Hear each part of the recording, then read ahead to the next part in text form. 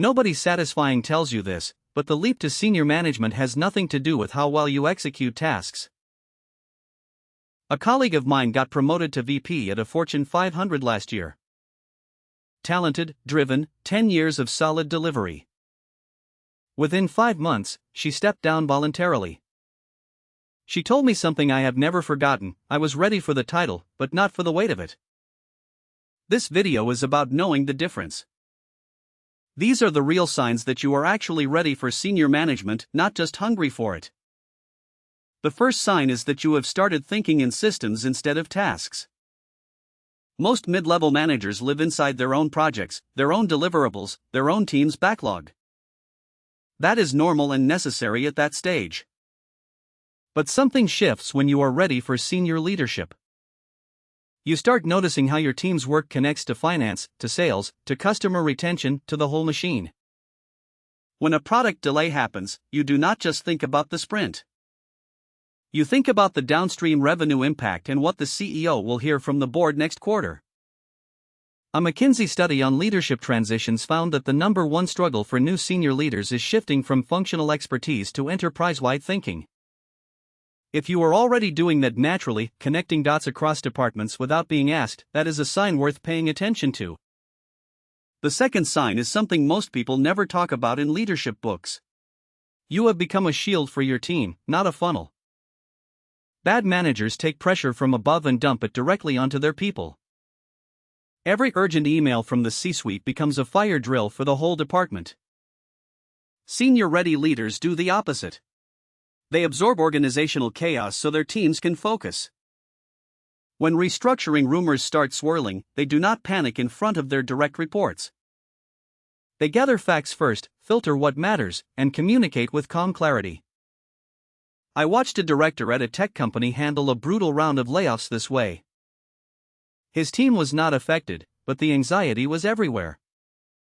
Instead of hiding in his office, he held a 30-minute session, acknowledged what people were feeling, and gave them the honest truth about what he knew and what he did not. That is not a skill you learn from a management book. That is emotional maturity you grow into. The third sign will feel uncomfortable, but it is real. You have become comfortable making decisions without all the data. In middle management, you usually have time to gather information, run analyses, and build a case. Senior leadership does not work that way. Decisions come at you fast, with maybe 60% of the information you wish you had. And the cost of waiting for perfect clarity is often worse than the cost of being slightly wrong. Jeff Bezos wrote about this in his famous shareholder letter: most decisions should be made with about 70% of the information you wish you had. If you wait for 90%, you are probably being slow. When you find yourself at ease with ambiguity, trusting your judgment and adjusting course as new data arrives, you are operating at a senior level already.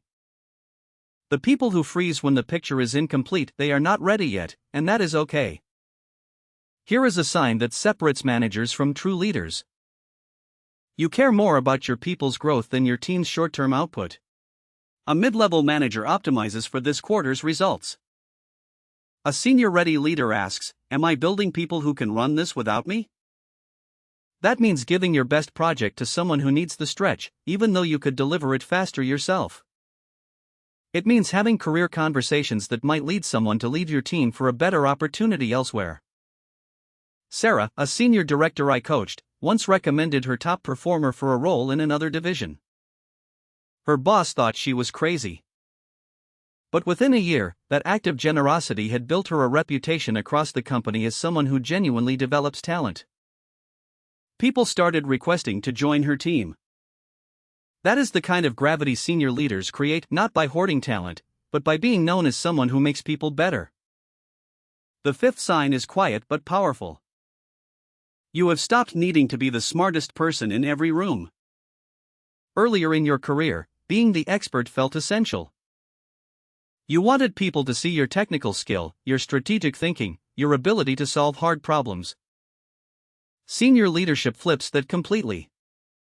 Your job is no longer to have the answers. Your job is to build a room where the best answers emerge even if they do not come from you. When someone on your team proposes a solution that is better than yours, and your first instinct is pride instead of defensiveness, something fundamental has changed inside you. That shift from ego to ecosystem is one of the clearest markers of readiness for senior management. The last sign is one that makes some people uncomfortable. You have learned to navigate organizational politics without becoming a politician. Senior management means sitting in rooms where competing agendas collide. Budget fights, territory disputes, strategic disagreements between executives.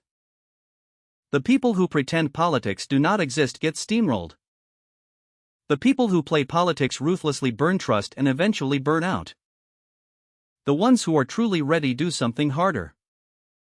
They build genuine relationships across the organization based on mutual respect. They understand what motivates different stakeholders and find alignment without manipulation. They speak truth to power when it matters, but they pick their battles wisely. A Harvard Business Review study on executive derailment found that the most common reason senior leaders fail is not lack of competence, it is inability to manage relationships and navigate complex organizational dynamics. So here is your action step, and you can do this before the week is over. Pick one person outside your department whose work intersects with yours. Set up a 30-minute coffee chat. Do not pitch anything or ask for anything. Just listen. Understand their priorities, their pressures, their definition of success. Start building that cross-functional awareness muscle. Because senior management is not a bigger version of what you do now. It is a fundamentally different game. And the fact that you watched this far tells me you might already be closer than you think. Trust that instinct. That's a wrap, thanks for watching. If this gave you one idea you can use today, hit like and subscribe. See you in the next one.